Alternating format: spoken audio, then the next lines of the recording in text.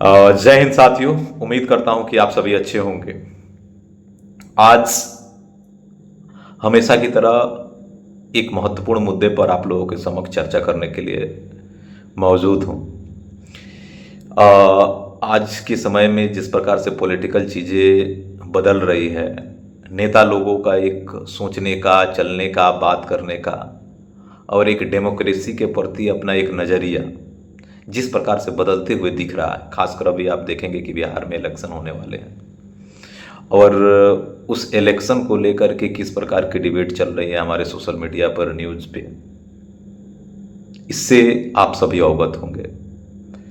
Being a UPSC aspirant या यूँ कह लीजिए कि यूपीएससी एजुकेटर, जब आपको लगभग राजनीतिक तौर पर इस प्रकार की चीज़ें होती हुई नज़र आती हैं तो कहीं ना कहीं आपके जो एक चेतना है उसमें कुछ समझ के आधार पर लगभग आप ये प्रयास करते हैं कि कुछ लोगों को उन सारी चीज़ों से अवगत कराएं जो शायद सोशल मीडिया इस चीज़ को नहीं करा रही है।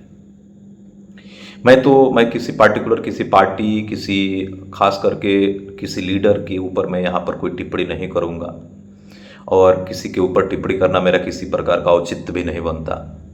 लेकिन यहाँ पर एक बहुत ही क्रिटिकल मुद्दे पर हम लोग चर्चा करें तो ज़्यादा बेहतर होगा कि क्या डेमोक्रेसी अच्छा है या बुरा। इनके कुछ पहलुओं को हम लोग समझेंगे। कुछ पॉलिटिकल साइंस के थिंकर हैं जिनको मैंने अपने स्टडी के दौरान या अपने क्लास में जो अभ्यर्थी लोग हैं उनको अक्सर इस चीज़ को बताने का प्रयास करता हूँ। तो जिस प्रकार से आज सोशल मीडिया अपना पांव पसार रही है, हर आदमी जहाँ भी है जुड़ा हुआ है। ज्ञान की कोई कमी नहीं है कि ज्ञान का माध्यम कोई किताब हो सकता है या कोई वीडियो हो सकता है, कुछ भी हो सकता है अभी के समय में। तो लगभग एज पॉसिबल जितना हो, आपकी समझ हो, आप अपने समझ के अनुरूप अगर कोई चीज़ें शेयर करने का प्रयास कर रहे हैं तो कहीं ना कहीं किसी ना किसी को उसका बेनिफिट ज़रूर मिलेगा। तो चलिए आज का इस वीडियो में हम लोग क्या समझने वाले हैं उसका मैं एक टाइमलाइन क्लियर करता हूं, बताने का प्रयास करता हूं। मैं इस वीडियो के माध्यम से आपको ये चीज़ें बताऊंगा कि डेमोक्रेसी का एग्जैक्ट मतलब क्या होता है इन जनरल, और डेमोक्रेसी को लेकर के कुछ इतिहास में घटनाएं परिघटनाएं भी हुई है। उन सारी चीज़ों को हमको समझने की ज़रूरत है। और लगभग कहने का मतलब है कि आज के समय में डेमोक्रेसी को लेकर के या लीडरशिप को लेकर के अगर प्रश्न उठाए जा रहे हैं तो इसके क्या मायने हो सकते हैं, इन सारी चीज़ों को हम इस वीडियो के माध्यम से समझने का प्रयास करेंगे। एक पॉलिटिकल थिंकर हुए जिनका नाम था रॉबर्ट डार्ट। ये रॉबर्ट डार्ट का मानना था कि ये जो पॉलिटिकल जो लीडर हैं जस्ट लाइक ए एंटरप्रेन्योर। अब एंटरप्रेन्योर क्या होता है? मान लीजिए कि कोई व्यवसाय करने वाला हो या कोई उद्योगपति हो या कोई भी जिनका संबंध ट्रेड से हो, वह एक एंटरप्रेन्योर हो सकता है। इसके बहुत सारे ब्रॉड मीनिंग हो सकते हैं। मैं अभी एंटरप्रेन्योर के ब्रॉड मीनिंग पर डिस्कस करने के लिए नहीं, बस वन वे में आप समझिए एंटरप्रेन्योर क्या है। तो लगभग कहने का मतलब है कि इनका कहने का माध्यम है कि लगभग अभी के समय में जो पॉलिटिकल लीडर हैं वो पॉलिटिकल लीडर अपनी एक प्रकार से पावर में रहने के लिए अलग अलग समयों पर अलग अलग प्रकार के एंटरप्रेन्योर आधारित हरकत करेंगे। अब कैसे करेंगे इस चीज़ को समझिए थोड़ा ध्यान से। उदाहरण से समझते हैं किसी चीज़ को। एक ऐसा समय आएगा कि कोई लोकपाल की चर्चा करेगा कि लोकपाल आएगा तो हम एकदम से देश की हर कंडीशन को अच्छा कर देंगे। तब तक कोई आएगा ये कहेगा कि नहीं नहीं, आप हम पे ट्रस्ट करो, हम ब्लैक मनी लेकर के आ जाएंगे। उसी बीच कोई आएगा और विकास की बात करेगा, डेवलपमेंट की बात करेगा। कोई आएगा तो शिक्षा की बात करेगा। कोई अचानक से सीनियर सिटीजन के मुद्दे को उठाएगा। कोई पैदल यात्रा प्रारंभ करेगा। कोई मंडल कमंडल की राजनीति करेगा। कोई पैदल यात्रा करेगा। तो लगभग कहने का मतलब है कि लगभग इस प्रकार की चीजें अपने आप को लोगों के सामने प्रेजेंट के लिए की जाती है इन जनरल। अब आम लोगों को ये चीजें समझने की जरूरत है और जब तक हम ये चीजें नहीं समझेंगे आप एक अच्छे लीडर का सिलेक्शन नहीं कर पाएंगे। लगभग आपने एक ग्रेट दार्शनिक का नाम सुना होगा, सोक्रेट्स का। और इन्हीं के जो स्टूडेंट हुए जिनका नाम था प्लेटो। ये जो सोक्रेट्स था, ये लगभग 400 बीसी के आसपास की बात कर रहा हूँ। ये एथेंस की बात मैं कर रहा हूँ इन जनरल। जो एथेंस में एक तरीके से आप समझिए कि लगभग वहाँ के जो रूलिंग पार्टी के जो लोग थे, वो लोगों को लगभग एक प्रकार से वोट का मतलब ही नहीं समझाने का प्रयास कर रहे थे। कि लगभग जो जनता है उसको अगर वोट करना है तो उसका आधार क्या होना चाहिए, उसकी समझ क्या होना चाहिए। लोगों के अंदर एक प्रकार का क्रिटिकलनेस डेवलप नहीं करना चाह रहे थे लीडर।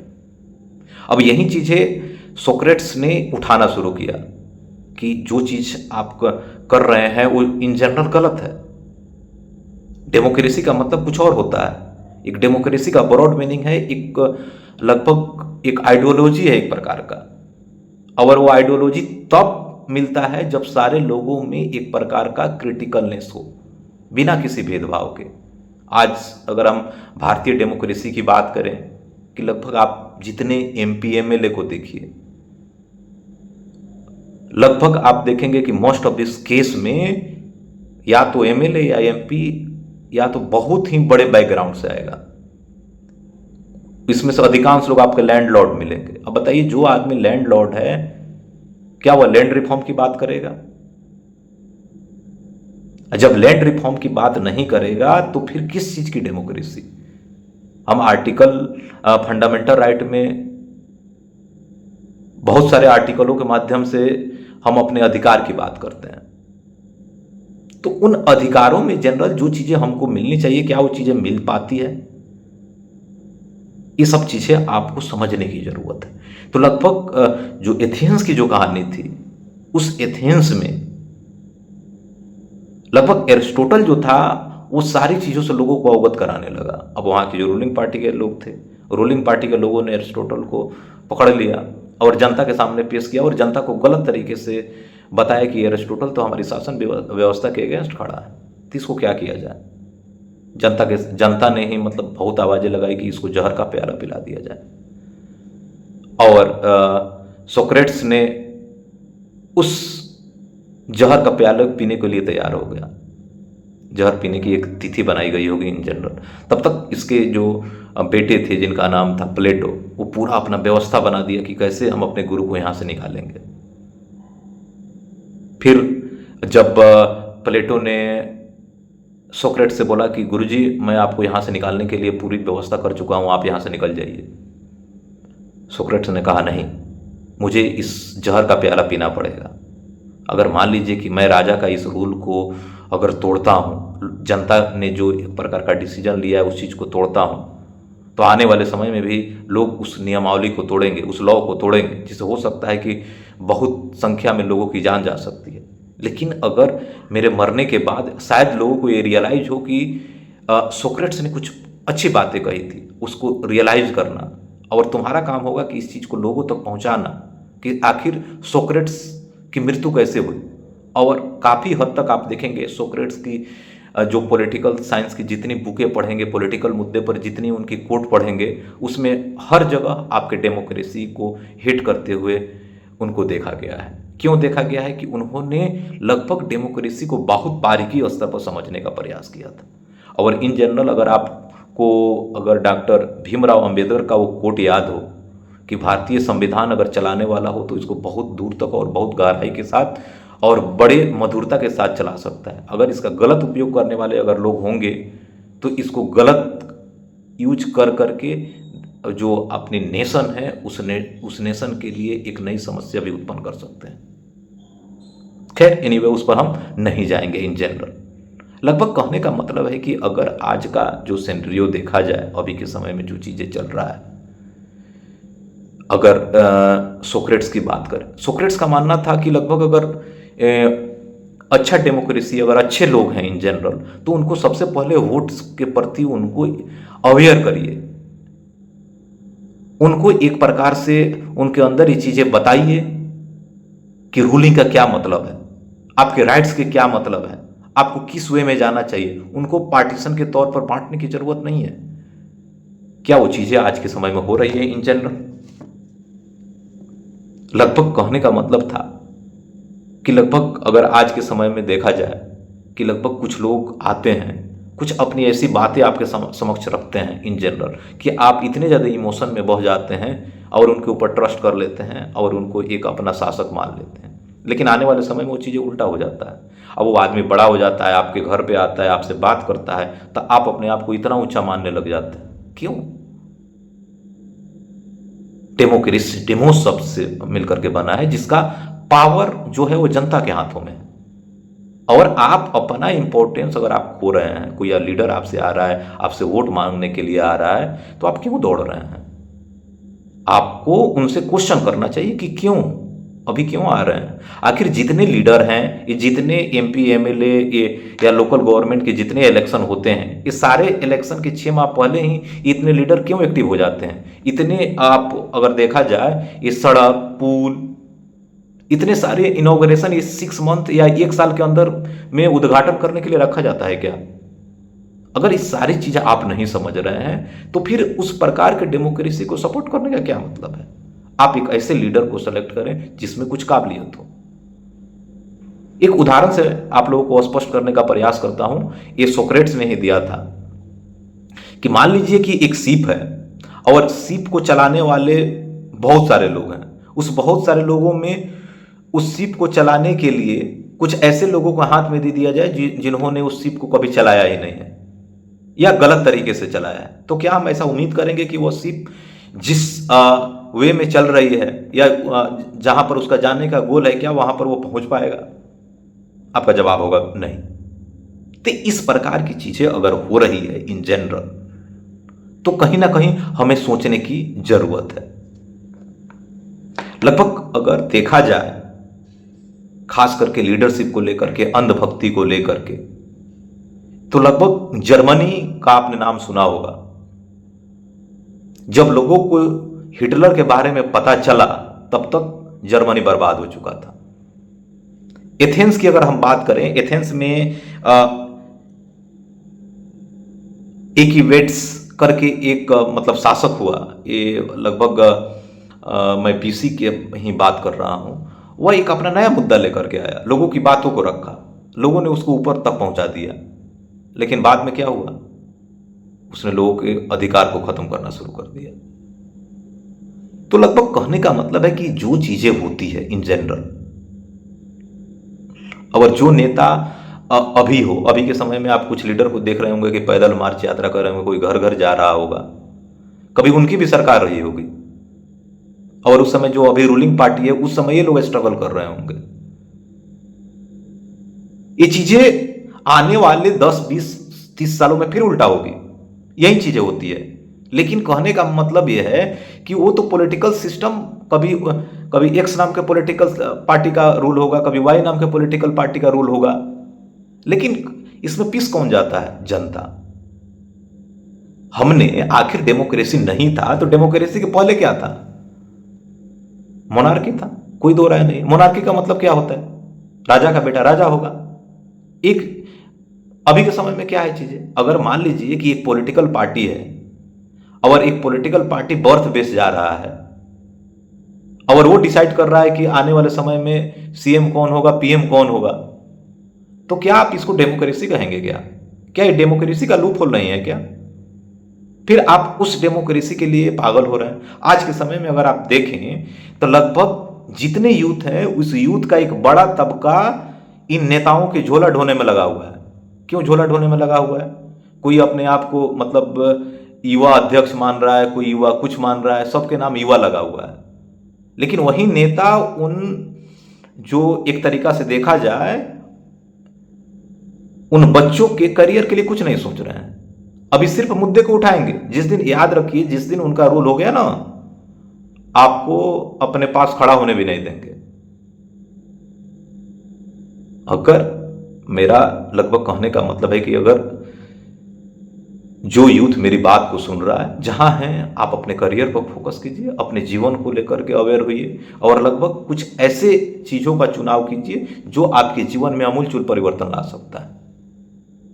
लगभग डेमोक्रेसी की लगभग एक तरीका से देखा जाए जब तक ये अपनी आदर्शवादी विचारधारा तक नहीं पहुंचेगा तब तक इसका बेनिफिट होना मुश्किल है। लोग जाति धर्म के आधार पर अपने आप को बांटकर और सामने वाले को बांट करके वोट का मुद्दा बनाएंगे और लगभग एक जेन्युइन आदमी जो इन जनरल, जो एक तरीके से देखा जाए जो उस लायक है, उस तौर पर पहुंच नहीं पाएगा। एक और मैं राइटर की मैं बात करता हूं, पॉलिटिकल थिंकर है, आप इन शायद इनसे बातों से आप अवेयर होंगे या लगभग इनकी बातों से सक्षम भी होंगे। जेस मिल का मानना था इन जनरल कि अगर जनता अवेयर नहीं हुई, अगर जनता के अंदर एक क्रिटिकलनेस नहीं आया, तो लगभग आने वाले समय में जो लगभग एक पॉलिटिकल जो सिस्टम है, वह पॉलिटिकल सिस्टम के प्रति लोगों में एक प्रकार का एक भीड़ तंत्र हो जाएगा। लगभग मान लीजिए अगर आप क्रिटिकल नहीं हैं, एक आदमी ने बोला कि एक्स नाम के जाति को हम वोट करेंगे, अब एक्स नाम के जाति से समर्पित होकर सारे लोग उस एक्स नाम के जाति को वोट करेंगे। अब जरूरी नहीं है कि एक्स नाम का आदमी उसके अंदर उस सिस्टम को चलाने की काबिलियत है कि नहीं, लेकिन फिर भी हम जाति के नाम पर भीड़ तंत्र का एक एग्जाम्पल बनते जाएंगे। एक और मैं पॉलिटिकल थिंकर को यहां पर कोट करने का प्रयास करूंगा, शायद ये सारी सब चीजें लगभग आपको सोचने पर मजबूर करें। मैं लगभग जो ऑथेंटिक फिलोसफर हैं, खास करके पॉलिटिकल साइंस के, मैं उनको आप लोगों के समक्ष ऑलवेज प्रेजेंट करने का प्रयास करता हूं कि लगभग आप सोचें क्रिटिकली, आपके अंदर एक प्रकार का अवेयरनेस डेवलप हो, एक समझ विकसित हो इस डेमोक्रेसी के प्रति। लगभग कहने का मतलब यह है कि मैग्नीज इनका नाम है, ये भी एक पॉलिटिकल थिंकर है। इनका मानना था कि लगभग डेमोक्रेसी को एक दिन का त्यौहार नहीं मानना चाहिए। ये कमेंट करते हैं आज के नेताओं को कि लगभग अब एक दिन का मतलब ये नहीं कहने का मतलब है कि 6 महीना आपका इलेक्शन रह रहा है तो उसको त्यौहार माना के इतना आपको आपके ऊपर खर्च किया जाएगा, इतना आपके ऊपर व्यय किया जाएगा कि आप भूल जाएंगे कि लगभग कि उसके जो लगभग जो लीडर है उसके अंदर कोई नेगेटिविटी है ही नहीं, कोई गलत है ही नहीं। और जब वह विनर होगा, जो आपके ऊपर वह खर्च किया रहेगा, वह खर्च करने के बाद वो चीज़ें आपसे वापस लेगा, आपसे मिलेगा नहीं। जिस चीज़ को लेकर के आप उनसे रिक्वेस्ट करेंगे उसके वो लगभग शायद उस चीज़ को पूरा करे या ना करे, तो चीज़ें आप बाकायदा समझ ही रहे हैं इन जनरल। तो लगभग कहने का मतलब है कि जो ये डेमोक्रेसी है, इस डेमोक्रेसी के अंदर अगर व्यवस्थित लोग अगर नहीं हो तो इस डेमोक्रेसी को बहुत आसानी के साथ इसके लूप होल के माध्यम से एक प्रकार से मोनार्क बेस्ड डेमोक्रेसी चलाया जा सकता है। तो लगभग मान लीजिए कि अगर आपका ताल्लुक बिहार से है तो लगभग आने वाले समय में इलेक्शन होने वाले हैं, तो लगभग आपको अपना जो वोट है उसको लगभग एक प्रकार से ऐसे करना चाहिए जिससे लगभग बिहार का विकास हो।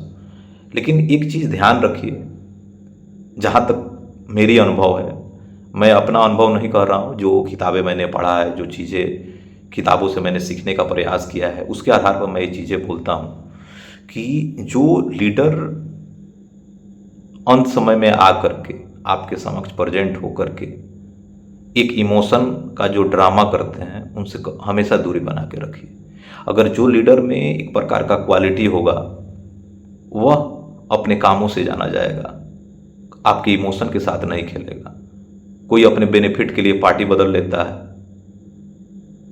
कोई एक तरीके से कहा जाए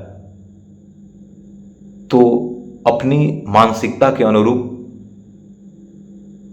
लोगों को बांटने का प्रयास करता है ताकि आने वाले समय में वो विनर रहे। लेकिन घटना परिघटना इस प्रकार की चीजें होती रहती है। जब भी आप वोट दें, जब भी आप लीडर से मिले, तो आपसे कुछ जेन्युइन सवाल होना चाहिए। आपको पूछना चाहिए कि आप किन चीजों पर आप जीतने के बाद क्या काम करेंगे, नहीं करेंगे। आपने नेल्सन मंडेला का नाम सुना होगा। 28 साल जेल में रहने के बाद साउथ अफ्रीका के उनका प्रेसिडेंट बनाया गया। एक बार रहने के बाद सेकेंड टाइम उनको फिर ऑफर किया गया, उन्होंने मना कर दिया कि ये चीज़ें यूथ को जाना चाहिए। ये जरूरी नहीं है कि डेमोक्रेटिक सिस्टम ये लगभग एक बार मैं जीत गया तो फिर मैं कंटिन्यू इस चीज़ को करूं। हमारे यहाँ क्या है, एक बार जीतने के बाद बैड पॉलिटिक्स करके किसी भी स्तर तक लोग जाने के लिए तैयार है। जरा सोचिए कि कोई आदमी अगर पॉलिटिक्स में आ रहा है जिसके पास बहुत सारे धन दौलत हैं, वो क्यों आ रहा है? मैं आपसे यही पूछना चाह रहा हूं, वो क्यों आ रहा है? क्या आपको पता है कि वो उतना बड़ा आदमी जनता के समस्याओं से रूबरू है? क्या वह जनता के बीच में कितना वक्त दिया है? क्या उसको पता है कि किसी रास्ते से जब हम व्हीकल से जाएं या फोर व्हीलर से जाएं तो कितना जर्क आता है? वो तो उसकी तो महंगी गाड़ी है, उसको क्या पता? कभी उसको टेम्पो में बिठा के ले जाओ, तब ना उसको चीज रियलाइज होगा। और जो उस लायक है, जो टेम्पो में यात्रा करता है, जो सुधार लाने की क्षमता रखता है, आप उसको पसंद नहीं करेंगे। तो लगभग अभी भी वक्त है, समझ है, अपने अंदर एक प्रकार का राजनीति के प्रति लगभग एक प्रकार का क्रिटिकलनेस डेवलप कीजिए, एकदम क्रिटिकल हो जाइए। ना ही धर्म, ना जाति, चाहे कोई हो, जिसमें आपको लगता है कि पोटेंशियल और अल्पकालिक पोटेंशियल का बिल्कुल ही वैल्यू ना करें। ये सब चीज़ें एक प्रकार का फॉर्मेट क्रिएशन रहता है। आप किसी भी पार्टी को ले लीजिए, किसी भी लीडर को ले लीजिए, वो 1-1.5 साल पहले से एक प्रकार का प्लानिंग क्रिएट करना शुरू कर देते हैं और उस प्लानिंग में आप सभी लोग आ जाते हैं। तो उम्मीद करते हैं कि ये छोटा सा वीडियो आपको काफ़ी मदद करेगा। इन जनरल आने वाले समय में इलेक्शन है, मैं खासकर जो पॉसिबल होगा मेरे से, मैं एक निरंतर वीडियो क्रिटिकल तौर पर आप लोगों के समक्ष प्रेजेंट करता रहूँगा। तब तक अपना ख्याल रखें। जय हिंद।